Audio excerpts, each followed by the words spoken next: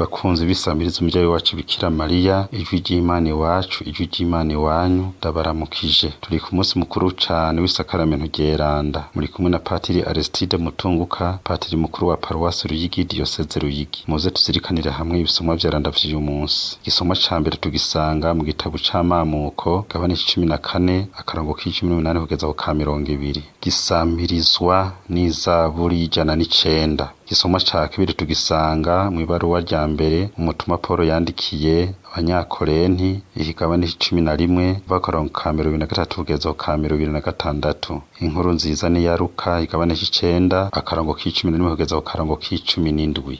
Ivyo dusoma mu gitabo c'amamuko. Mu gihe Ibrahimu yava kurwanya bami bane, Melikisedeki umwami wa Shalemi yazanye umukate n'umuvinyu abishikanira Imana, kuko yari umusaserdoti w'Imana idasumbwa. Mu gukeza Ibrahimu, Melikisedeki yavuze ati: Abrami, uragahezagirwa n'Imana idasumbwa, yo yaremye ijuru n'isi. Imana yaguhaye gutsinda abansi nayo nyene iragahezagirwa. Niho rero Ibrahimu yacaha Melikisedeki imperezwa mu vyo yatabarukanye. Iryo ni ijambo ry'Imana.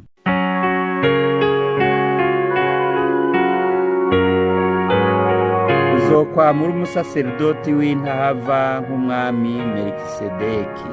Uzokwamura umusaserdoti w'intahava nk'umwami Melikisedeki. Umukama yabariye umukama wanje ati: niwicare iburyo bwanje gushikaho nzogira abansi bawe irambirizo. Uzokwamura umusaserdoti w'intahava nk'umwami Melikisedeki. Uhangamye muri Siyoni azokwiza ubwami bwawe, ganza no ku bansi bawe. Wavukanye ingoma ku misozi myeranda, umutwenzi utarakika narakwibarutse. Uzokwamura umusaserdoti w'intahava nk'umwami Melikisedeki. Umukama yarabiraganye kandi ntazokwisubirako ati: uzokwamura umusaserdoti w'intanyiganyiga nk'umwami Melikisedeki. Uzokwamura umusaserdoti w'intahava nk'umwami Melikisedeki.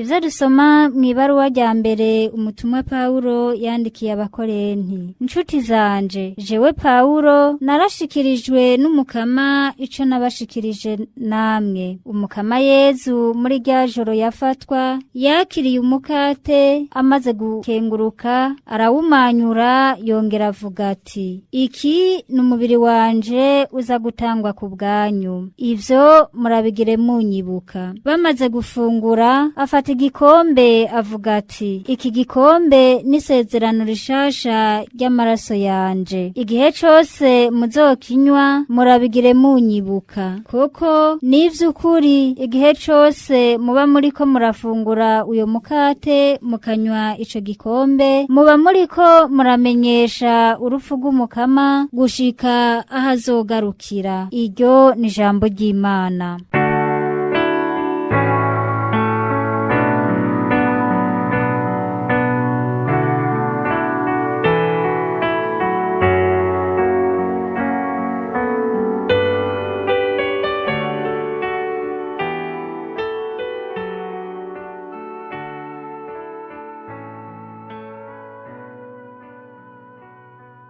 Ivyo dusoma mu Injili nyeranda yanditse Luka. Umunsi umwe Yesu yariko araganirira ishengero ivy'ubwami bw'Imana, abarwaye barimwo akabakiza. Ngo buze gutangura kugoroba, bamwe 12 baramwegera bati: reka gira ubarongike bisuhure baje gusaba indaro, baje no kurondera ico bararira mu mihana no mu bigwati vya hafi. Urabona aha turi mu gahinga. Yesu nawe arahabarira ati: nimubagaburire namwe. Nabo bati imikate dufise ntirenga 5 n'ifi 2. Ubona twebwe twoja gusumira iryo shengero ryose? Nabo abaraho bari abagabo nk'ibihumbi 5. Yesu abwira abigishwa biwe ati bicarike ku migwi ya 50. Ivyo batumwe barabigira, bose baricara. Hanyuma Yesu yakira ya mikate 5 na za fi 2, ararangamira mu ijuru, arabihezagira, arabimanyura, abihereza abigishwa biwe, nabo babigaburira ishengero. Bararya barahaga, imisigazwa nayo barayitororokanya, buzuza ibikemanyi 12. Dushemeze ijambo ry'Imana.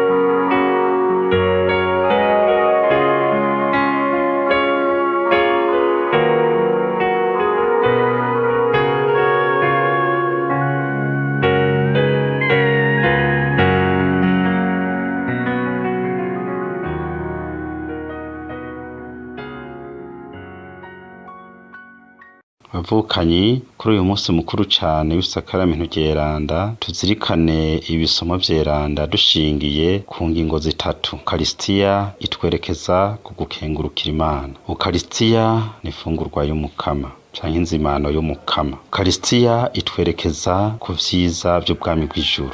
Ubwa mbere, ijambo Ukaristiya ubwayo risigura gukenguruka. Igihe abayahudi baba bariko barafungura, barahezagira Imana mu ndirimbo, mu mvyino, bakayikengurukira ku bitangaza yabagiriye mu kubakiza abansi, ikabatabara ibihe vyinshi, bakayinahaza kuvyo yaremye vyose, vyo yakoze vyose, ku migisha yahunze Isirayeli kuko ari igihugu yitoreye, n'ibindi vyinshi bayishimiramwo. Mu gihe cyo gufungura, abanyisirayeli koko baba bari nk'abari mu munsi mukuru. Yesu Kristo nawe nyene igihe yasangira n'abigishwa biwe imfungurwa ya nyuma buca ababara, baraninahaje Imana mu mazaburi yo gukenguruka, urukurikirane rwayo bita Halel. Igihe rero duhereza inkuka ya Ukaristiya, ni vyiza ko tuzirikana aho karanga ka Ukaristiya ko gukenguruka mu kanyamuneza dushimira Imana. Nico gituma liturujia ya Ukaristiya idutegereza kwitegura neza. Abafise uruhara bose mwihimbazwa rya Ukaristiya bakitegura neza ku buryo bafasha igihugu cose ngo cisanzure mu gushimira Imana mu ndirimbo, mu mvyino, mu bisabisho. Mbere n'amashikanwa duhereza mu gihe cyo ya misa nayo nyene afate iyo ntumbero yo kugaragaza umutima wo gukenguruka.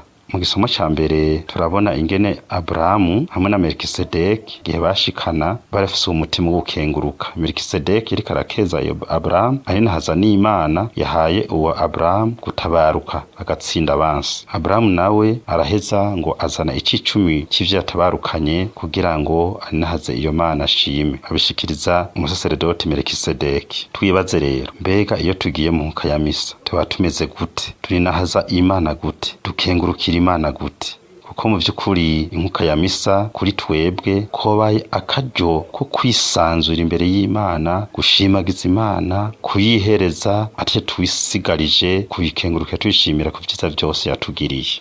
Ubugira kabiri, Ukaristiya ni ifungurwa y'umukama, inzimano y'umukama. Ukaristiya ni icibukirizo c'ifungurwa Yesu yasangiye n'abigishwa biwe buca ababara. Ni ifungurwa y'umukama, ni inzimano y'umukama kuko ubwa mbere ari Yesu wenyine ubwiwe yateguye izo nzimano. Raba kwaruka igabane ca 2 na 2 akarango k'8 kugeza ku 13. Turabona ko Yesu ariwe abwiriza abigishwa biwe uko bategura inzimano, akabagenekereza aho baja tegura iyo nzimano, akabereka n'uwo bitura kugira ngo bafashe kuyitegura. Niwe rero atanga indinganizo yuko bigenda kuko ariwe muteretsi muri urwo rubanza, tubivuze mu Kirundi. Kandi ubugira kabiri, inzimano y'uwo munsi yabaye umubiri Yesu nyene yatanze n'amaraso yiwe nyene yatanze, arabitanga ngo babifungure kandi babinyweko. Abigishwa bacitse abatumire biwe, abatumire bahire. Ivyo rero biradufasha kuzirikana iteka duterwa mu butumire bwo kuja guhimbaza Ukarisiya. Turi abatumire b'Imana. Ni vyiza ko ivyo tubizirikana neza, kuko ni Imana ikoranya igihugu cayo ngo ikigaburire, nkako nyene Yesu yagaburira ishengero ry'abagabo 5,000. Imana irakoranya amakungu yose ngo iyagaburire. Turahiriwe kuko twebwe turi abatumire b'Imana, dutumirwa mu munsi mukuru w'Imana. Turahiriwe twebwe turi abatumire b'Imana, nkako dutumirwa mu munsi mukuru w'Imana mu bugeni bw'umwagazi. Nico gituma dusabwa kwikazanura neza, tukambara neza, tugasukura imitima yacu ngo ntiduhave tujana ivyambarwa bitajanye n'ubugeni.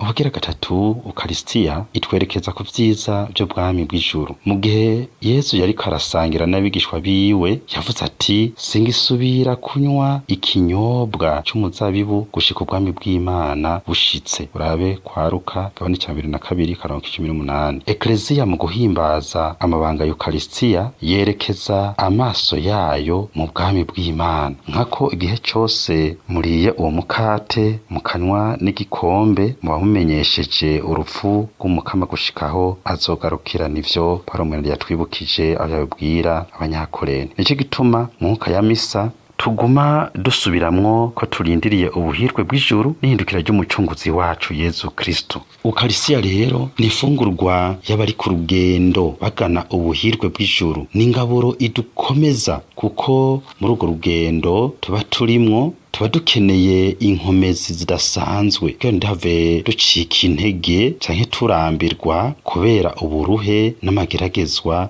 yo kuri iyi si. Murazi ko ari vyinshi cane bituma twihebura, tubona umengo urugendo rwo kuja mw'ijuru ruratunaniye. Ukarisiya ni kirumara, ni nzimano koko idukomeza. Duhamagariwe rero guhurumbira Ukarisiya ngo tugire urunani rw'abasangira rugendo buzuye umwizero wo kuzosangirwa n'ahazwa bw'imyaka yose mw'ijuru. Amen.